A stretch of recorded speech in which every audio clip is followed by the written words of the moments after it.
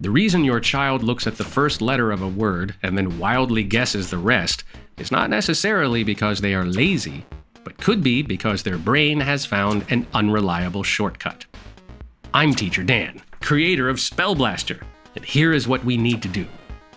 We need to break that shortcut by grouping similar words together during practice.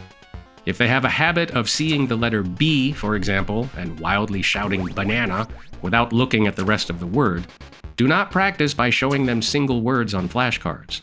Instead, write down banana, bat, ball, and bumblebee, whatever, right next to each other on a piece of paper. Have them point to the words and read them out loud. When every word on the page starts with a B, the guessing shortcut stops working. You force them to look at the middle and the end of the word to figure out which is which. If they are still trying to guess, you can use the index card trick. Take a blank index card and cover the entire word so they can't see it.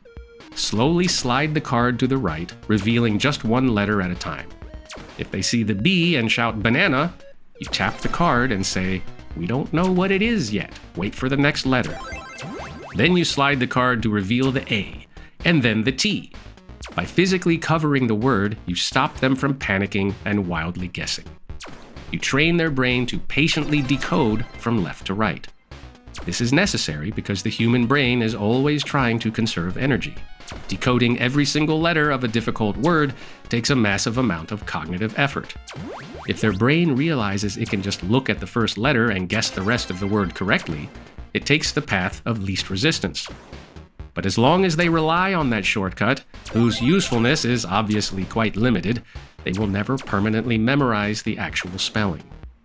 By using these physical tricks, you eliminate the shortcut and force them to actually read.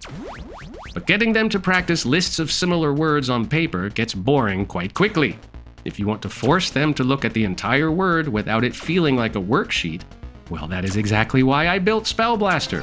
This action arcade game makes guessing impossible, unless you like losing.